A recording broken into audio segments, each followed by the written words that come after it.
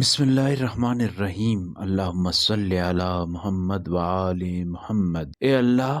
محمد اور ان کی آل پر رحمت نازل فرما، اور ہمارے نفع کی تدبیر کر اور ہمارے نقصان کی تدبیر نہ کر، اور ہم سے مکر کرنے والے دشمنوں کو اپنے مکر کا نشانہ بنا،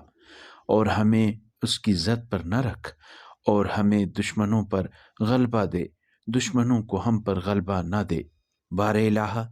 محمد اور ان کی آل پر رحمت نازل فرما، اور ہمیں اپنی ناراضی سے محفوظ رکھ، اور اپنے فضل و کرم سے ہماری نگہداشت فرما،